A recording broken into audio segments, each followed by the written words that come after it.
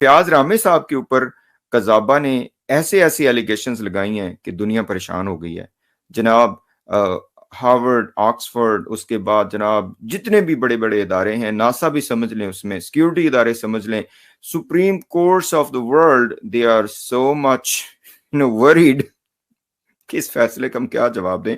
कजाबा ने क्या क्या इल्जामात लगाए हैं, आइए आपको दिखाते हैं इसने फयाज रामे के ऊपर क्या इल्जामात लगाए हैं, जिसकी वजह से सारी दुनिया की जो लॉ इन्फोर्समेंट एजेंसीज हैं बहुत परेशान हो गई हैं। तो आइए डिटरमिन करते हैं कोई इल्जामात क्या क्या हैं।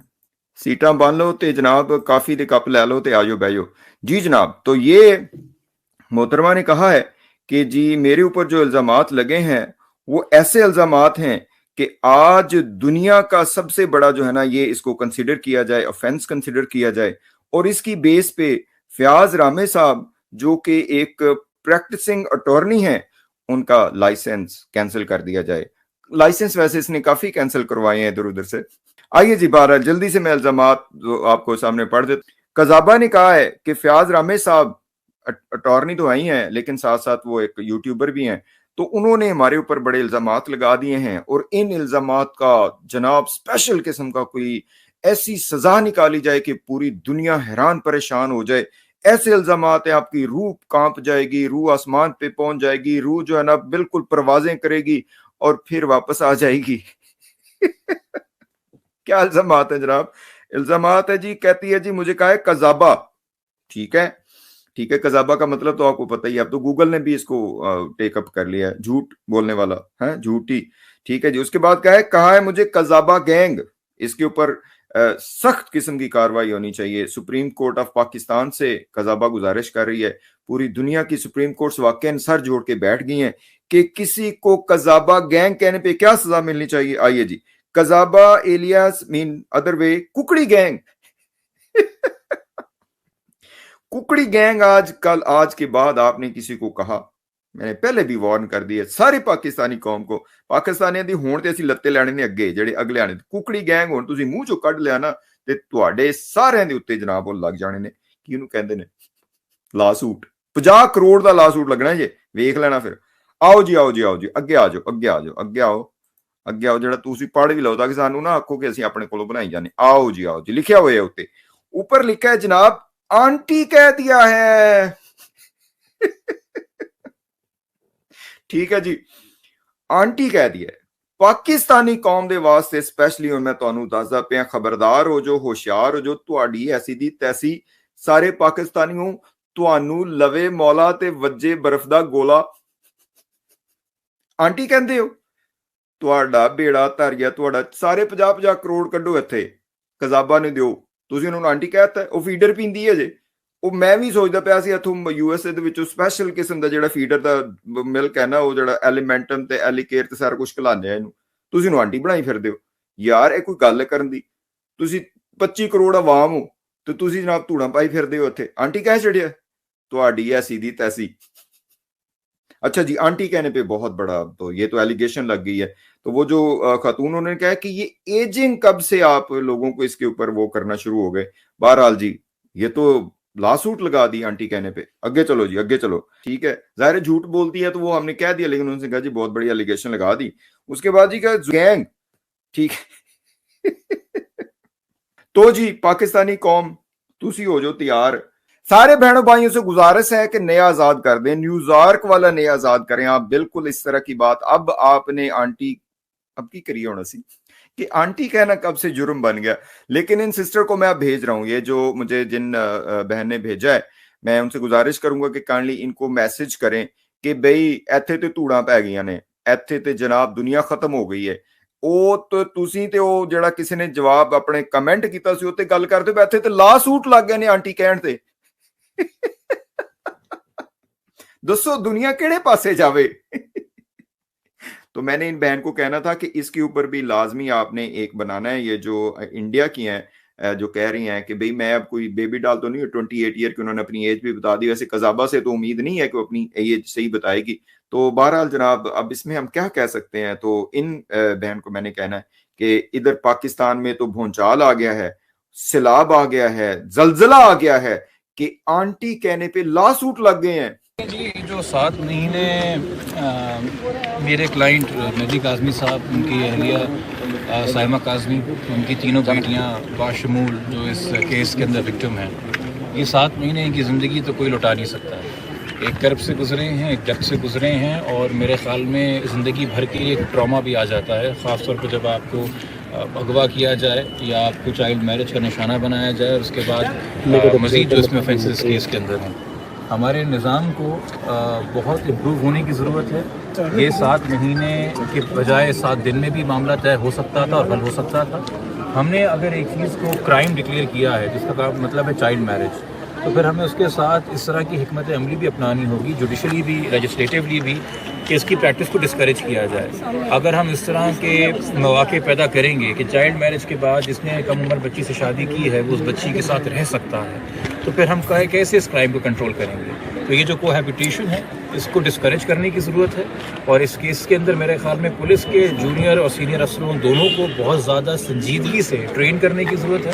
اس کے اندر ہماری عدلیہ کے لوور رینکنگ ہائی جوڈیشری ہو، ان کے ججز کو بھی اویئر اور بہت زیادہ میرے خیال میں سینسٹائز کرنے کی ضرورت ہے، بطور معاشرہ ہمیں بھی، باشمول میرے اور ہمارے وکیل بھی. اب یہ دیکھیے جب اس طرح کی بچیاں اغوا ہوتی ہیں اور ان کو پھر ان کے اغوا کاروں کو گرفتاری سے بچانے کے لیے اکثر ہراسمنٹ پٹیشنز بھی فائل ہوتی ہیں، اور اس میں کیا ہوتا ہے کہ کوئی وکیل کہہ دیتا ہے بچی کو لکھ دے کے کہ ویریفائڈ بائی می، اور 13 سال کی بچی کو 18 کر لکھ دیتا ہے، اس کا کوئی شناختی کارڈ نہیں ہوتا. تو میں تو اپنی بھی فیلڈ کی اور بار کی بات کروں گا، میں باقی کسی کی کیا بات کروں. تو اس کیس سے لیسنز لرن کرنے چاہیے. یہ پہلا کیس نہیں ہے جس میں یہ ایسا ہوا ہے. میں 4 سے زائد کیس کر چکا ہوں جہاں کچھ مہینے شیلٹر ہوم میں رہنے کے بعد جب بچی اس ڈر و خوف سے باہر آتی ہے تو وہ یہی فیصلہ کرتی ہے کہ والدین کے پاس ہی جانا ہے. اور یہ ریپیٹڈلی ہمیں نظر آ رہا ہے کہ ہمیں لیسنز لرن کر کے امپروو کرنے کی ضرورت ہے، تاکہ یہ امپورٹنٹ مہینے جو ہیں، یہ جو درد اور کرب ہے، اس سے والدین نہ گزریں، بچے نہ گزریں. اب دعا یہ ہے کہ بچی محفوظ رہے والدین کے ساتھ، اس کی تعلیم دوبارہ کنٹینیو ہو، اس کو زندگی میں جتنی اپرچونیٹیز اویل کرنی ہیں جو تعلیم کے ساتھ آتی ہیں وہ ملیں، جو اس کی نشو و نما ذہنی ہے، شخصیت کے طور پہ ہے، وہ اس کی پوری ہو. والدین اس کا بھرپور خیال رکھیں. اور ہم ڈے 1 سے تمام کورٹ آرڈر سے ابائڈ کرتے رہے ہیں. فی الحال کورٹ نے واضح کیا ہے کہ ہر ہفتے چائلڈ پروٹیکشن آفیسر اور ایک لیڈی پولیس آفیسر جو ہے وہ بچی کے ویلفیئر کو کنفرم کرنے کے لیے ایک رپورٹ مرتب کرے گی، فیملی کورٹ میں جمع کرائے گی. ہم اس کی بالکل پاسداری کریں گے. ہم سے درخواست کی گئی ہے، بلکہ ڈائریکشنز دی گئی ہیں کہ ہم ایک بانڈ ایشو سبمٹ کریں کورٹ کے اندر، ہم وہ بھی سبمٹ کریں گے. اور ہمیں ڈائریکشنز ہے کہ پاکستان سے بچی باہر نہیں جائے گی تو ہم بالکل اس کی بھی عمل درآمد کریں گے. اور کبھی کسی بھی وجہ سے، ریلیجس ریزنس کی وجہ سے کہ جی عمرے پہ، حج پہ یا زیارت پہ جانا ہے، یا کسی میڈیکل ریزن کی وجہ سے، یا کل کو ایجوکیشن اپرچونیٹی ہوتی ہے، بچی کا کسی باہر یونیورسٹی میں ایڈمیشن ہوتا ہے، تو ہم ریکوزٹ کورٹ کو آگاہ کر کے ہی کوئی بھی اقدام لیں گے. اس سے پہلے یہ نہیں ہوگا. بٹ یہ بھی ذہن میں رکھیے گا کہ بچی فی الحال 14 سال کے لیے ہے. کہ جتنی بھی ریسٹرکشنز ہیں یہ صرف تب تک کے لیے جب تک کہ وہ 18 کی نہیں ہو جاتی، کیونکہ جب وہ 18 کی ہو جائے گی تو وہ اپنے فیصلے کرنے کے لیے خود مختار ہے. جب تک وہ مائنر ہے تو ایک طریقے سے فی الحال کورٹ اور والدین اس کی کسٹڈی شیئر کر رہے ہیں، جو کہ اس کی پرماننٹ کسٹڈی کا فیصلہ ابھی بھی فیملی کورٹ نے. لوور کورٹس میں کیا کیا اپلیکیشن یا کیسز پینڈنگ ہیں وہ بتائیں گے آپ کی طرف سے اور مخالف پارٹی کی طرف سے؟ دیکھیے آج مینٹینیبلٹی کے اوپر بات کر رہے تھے، میں اس پہ آرگومنٹس دینا چاہ رہا تھا کہ وہ سپریم کورٹ کے کچھ فیصلے ہیں میرے خیال میں، اس لیے شاید ہائی کورٹ نے ضروری نہیں سمجھا کہ میرے اس پہ دلائل بھی سنے، چونکہ ان کو آلریڈی یہ بات کلیئر ہے. 2 باتیں. سپریم کورٹ کا بڑا واضح فیصلہ ہے کہ جو 491 کی حفظ بیجا کی پٹیشنز ہوتی ہیں، وہ ایک پٹیشن اگر ایک کیس میں ڈیسائیڈ ہو جائے تو اس کا یہ مطلب نہیں آپ دوسری پٹیشن فائل نہیں کر سکتے. حفظ بیجا کا ایک فیصلہ دوسری پٹیشن پہ اثر انداز نہیں ہوتا. اس پہ سپریم کورٹ آلریڈی فیصلے دے چکی ہے. دوسرا یہ کہ جب گارڈین اینڈ وارڈ میں فیملی کورٹ کے اندر کسی کی درخواست پرماننٹ کسٹڈی کی پینڈنگ پڑی ہو، چونکہ اکثر والدین کے بیچ میں بڑی لڑائیاں چلتی ہیں بچوں کی کسٹڈی کو لے کے، سپریم کورٹ کے اور اس ہائی کورٹ کے 4 فیصلے ہیں پچھلے 10 سالوں میں، اور سپریم کورٹ کا 2018 کا فیصلہ ہے کہ گارڈین اینڈ وارڈ کورٹ میں بے شک اپلیکیشن آپ کی پینڈنگ ہو، مگر کوئی ریسٹرکشن نہیں ہے ہائی کورٹ کے اوپر کہ وہ ایز این انٹرم میجر بچی کی ویلفیئر کو دیکھتے ہوئے، تعلیم کے خلل کو دیکھتے ہوئے اور باقی چیزوں کو دیکھتے ہوئے ایک فوری فیصلہ کرے کہ بچی کی انٹرم کسٹڈی والدین کو یا والدین میں سے جو بہتر ہے اس کو سونپ دی جائے. یہ بھی established law of the land ہے. تیسری بات یہ جو ہماری درخواست پڑی ہوئی تھی پینڈنگ ٹرائل کورٹ میں کہ بچی کی امی کسٹڈی دی جائے، اس کے باوجود ہم ہائی کورٹ آ گئے. تو بھائی ہم ہائی کورٹ اس لیے آئے چونکہ ملزم نے بدنیتی سے اور ٹرائل کورٹ سے بھاگنے کے لیے ایک درخواست جمع کرائی 10 دسمبر کو، 2 دن بعد ہماری درخواست کے، کہ جی ہمیں تو ٹرائل کورٹ پہ بھروسہ ہی نہیں ہے، ہمیں تو ٹرائل کورٹ پہ بھروسہ ہی نہیں ہے. مجھے نہیں پتا آج پریس کانفرنس کے اندر نکل کے شاید وہ ہائی کورٹ کے بارے میں بھی یہ بات کہہ دیں. آپ نے ٹرائل کورٹ کو 4 ہفتے سے فریزر میں ڈال دیا ہے. ٹرائل سرٹیفائڈ کاپی تک نہیں دے رہا کسی چیز پیپر کی کیس کے اندر. آپ یہ تو عدالت کو نہیں بتا رہے ہیں کہ آپ نے کس طرح کے حربے آپ استعمال کیے ہیں. اور آپ نے کبھی سنا ہے کہ جج کو جب اپلیکیشن دی جائے کہ ہمیں آپ پہ کانفیڈنس نہیں ہے تو اس جج کی شخصیت کے حوالے سے جو الزام ہے وہ اسی جج کو بتائے جائیں, اور پھر اس جج کی شکایت ڈی جے کے پاس کرنے کے بجائے آپ کراچی بار ایسوسیشن میں جا کے وکیلوں کو کر رہے ہیں. یعنی کہ آپ ایک جج کو اسکینڈلائز کرنا چاہ رہے ہیں, ڈرانا چاہ رہے ہیں, پرسنل ہو رہے ہیں. اس طرح کے حربے آپ نے استعمال کیے ہیں. ہم نے تو آج تک دیکھیے کیا ان ملزموں کو اسی ٹرائل کورٹ سے بیل نہیں ملی تھی. ہم نے کہا کہ ہمیں اس کورٹ پہ بھروسہ نہیں ہے, کورٹ ڈر گیا, خوف میں آ گیا ہے. کیا فیملی کورٹ نے ہماری انٹرم کسٹڈی کی درخواست 1.5 مہینہ لے کے بھی ریجیکٹ نہیں کر دی؟ ہم نے کہا کہ ہمیں کورٹ پہ بھروسہ نہیں ہے. کیا پہلے سندھ ہائی کورٹ نے شروع میں بچی کو آزاد نہیں کر دیا تھا, جہاں جانا ہے چلی جائے جون میں؟ ہم نے کیا کہا کہ ہمیں ہائی کورٹ کے ججز سے بھروسہ نہیں ہے؟ ہم نے تو کبھی یہ کلمات ادا نہیں کیے. ہم لوگ کی طرح دوبارہ آتے رہے. باقی تمام تر لوگ جو اس کیس سے جڑے رہے ہیں, چاہے ان کا تعلق میڈیا سے ہو, سماجی کارکن ہو, ان کا وکلا ہوں, میں ان تمام لوگوں کا شکریہ ادا کرنا چاہوں گا. خاص طور پہ میری ٹیم کے اندر ایڈوکیٹ ظہیر احمد ہیں, بیرسٹر رفیق احمد ہیں, میرے پیرا لیگل یوگ وکٹر ہیں, پھر کچھ وکلاء جو ہمارے ساتھ رہے, نبیل کلاچی صاحب جو سپریم کورٹ میں ہمارے ساتھ تھے, احمد علی حسین صاحب جو کہ جس قسم کے سنگین اور گھنونے الزام لگتے رہے ہیں والدین کے اوپر, اس میں حقیقت عزت کا دعویٰ جو ہے وہ کیس وہ کر رہے ہیں. پھر لاہور کے اندر فہد صدیقی صاحب رہے, اور اپنا احمد شیر جٹ صاحب اس کیس کے اندر رہے, جو وہاں پہ پروسیڈنگز میلا فائل ہوئی بچی کے نام سے. کچھ لوگوں نے وکالت نامے جعلی سائن کروا کے یہ کام کیا. اسی کے ساتھ ساتھ مزید جو ہمارے ساتھ یہاں پہ تعاون رہا ہے کچھ صحافیوں کا, جنہوں نے انتھک محنت کے ساتھ دن رات اس ایشو کو کور کیا ہے, میں ان تمام کا شکریہ ادا کروں گا. صحافیوں کا میں نام لوں گا نہیں, چونکہ پھر وہ لوگ کہہ دیں گے آپ باعث ہیں, تو وکلا کا ہم نام لے دیتے ہیں. باقی اللہ کرے جی ہم سب کی بچیاں محفوظ رہیں اور اپنے گھروں میں خوش رہیں اور ان کی تعلیم مکمل ہو. اور 18 سال کے بعد, یہ تو میرے کلائنٹ کو بھی مشورہ ہے, 18 سال کے بعد بچی آپ کی جو بہتر فیصلہ کرنا چاہے, اس کے بعد آپ کا رول نصیحت کا رہ گیا ہے, وہ اپنے فیصلے کرنے کے لیے آزاد.